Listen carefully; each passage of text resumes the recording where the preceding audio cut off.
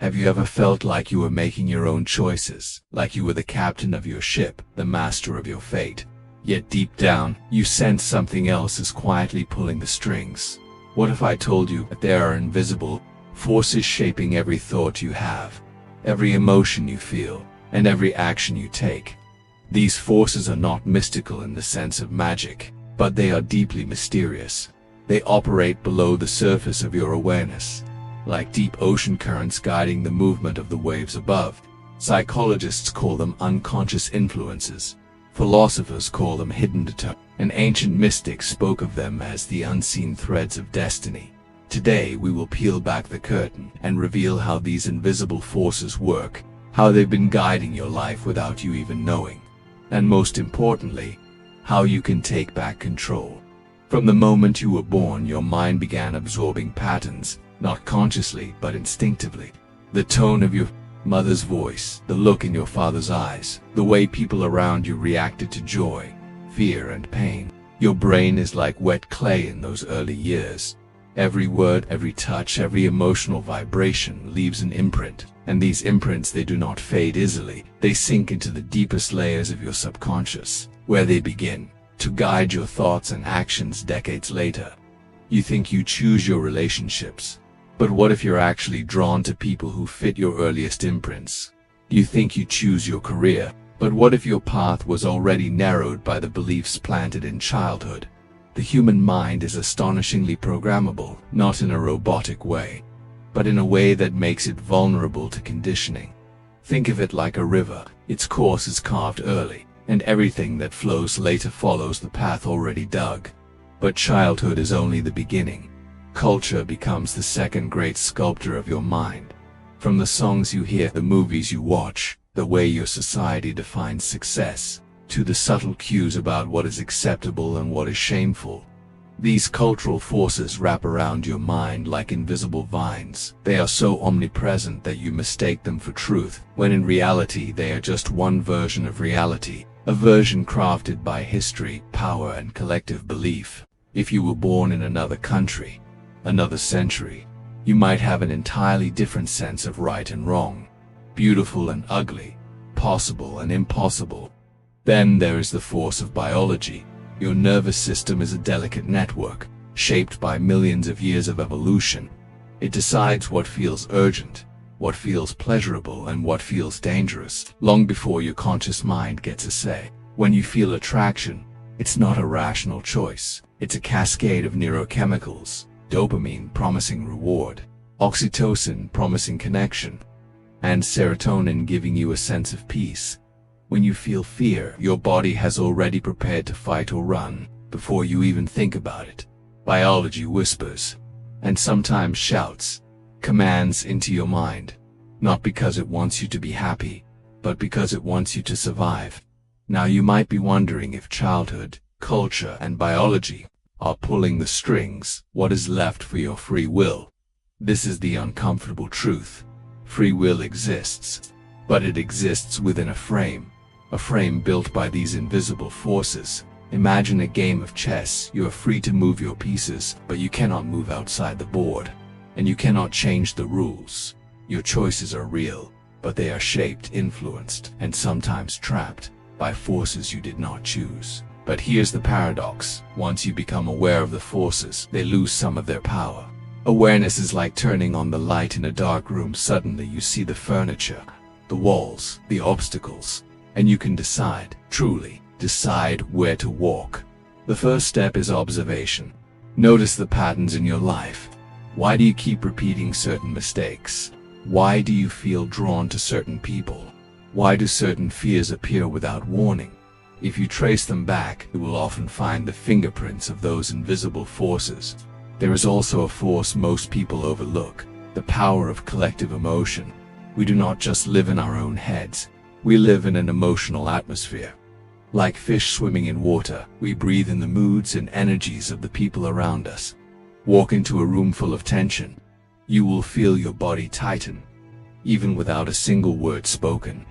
Spend time with people full of hope, and you will feel more optimistic, without knowing why. This is why ancient traditions stress the importance of community. not just for survival, but for the health of the mind. So we have these layers of influence: childhood, culture, biology, and the emotional climate around us. And all of them are invisible, yet incredibly powerful. Most people will live their entire lives unaware of them, believing they are fully free, when in truth they are swimming in currents they cannot see but chew. Now that you are beginning to see, you have a choice. You can either let the currents carry you, or you can learn how to swim against them, how to reshape the path of the river, how to reclaim your mind. In part 2, we will explore exactly how to do that.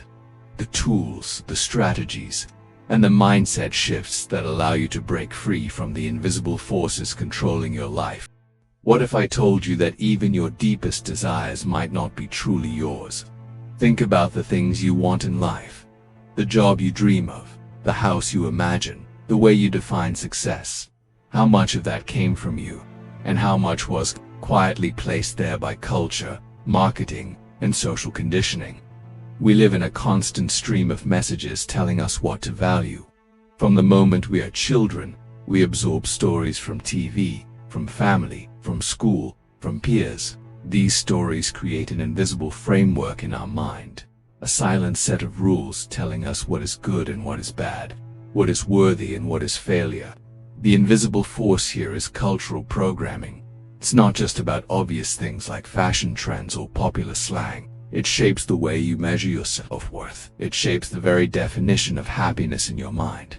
This is why so many people work hard for decades chasing a version of success they never truly questioned. They wake up one day, having but achieved what they thought they wanted. And yet there is an emptiness, a quiet voice asking, was this ever truly your dream? Here's the unsettling truth: your brain is a sponge, and it will absorb the beliefs of whatever environment you place it in. If you grow up in a society that values material wealth above all else, you will likely measure your worth in money. If you grow up in a community that values service and compassion, you might measure your worth in how much you help others. But what happens when you never stop to question it? You live an inherited life, a life designed by others, and you might never even realize it. There's another invisible force that operates on a deeper level: your unconscious mind. While your conscious thoughts are like the captain of a ship, your unconscious mind is the ocean beneath it. It holds your memories, your fears, your habits, and your hidden beliefs. And here's the tricky part: your unconscious mind drives most of your decisions. Neuroscience suggests that by the time you think you've made a decision, your unconscious mind has already chosen. It's lightning fast. It works through patterns shaped by your past experiences. This means that your present reality is often a replay of your past. You keep meeting the same kind of people, facing the same challenges, making the same mistakes, not because fate is cruel, but because your unconscious mind is trying to confirm what it already believes about the world. If you believe deep down that people can't be trusted, you will unconsciously notice every small sign of betrayal. You will choose friends and partners who eventually prove you right, and the cycle repeats. The way out of this invisible trap is awareness. You cannot control what you cannot see.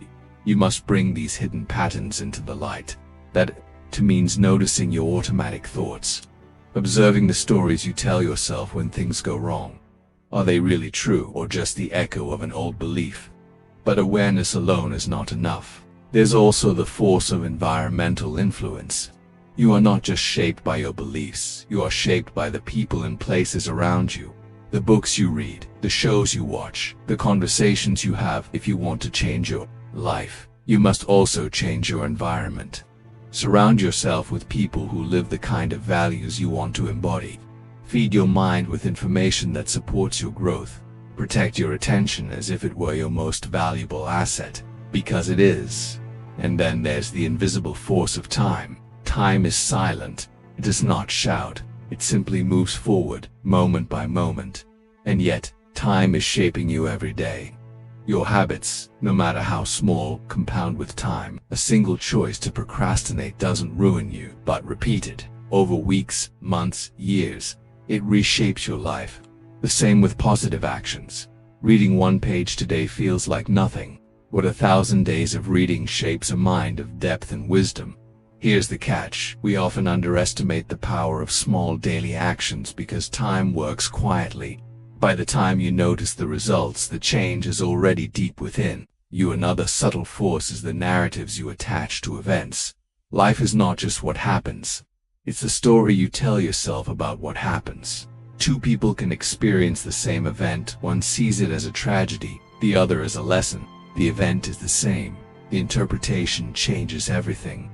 If your narrative always casts you as the victim, you will find evidence of injustice everywhere.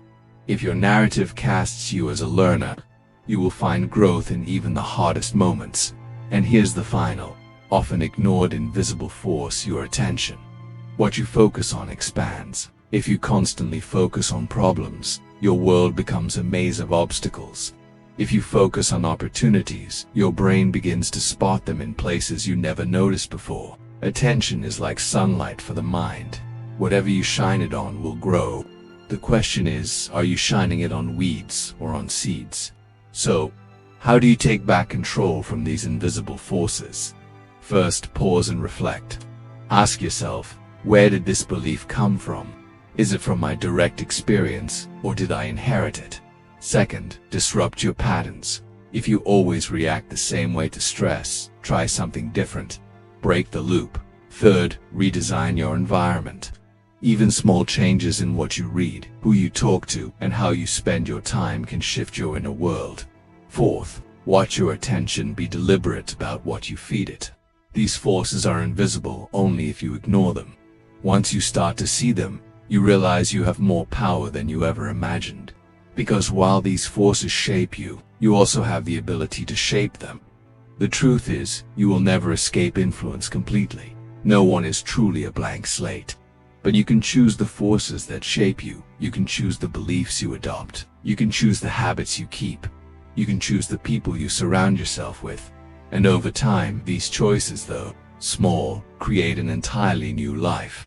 A life designed, not by accident, not by unconscious habit, but by intention. So as you step forward from this moment, remember, the forces are still there. They always will be. But now you can see them, and what you can see, you can change.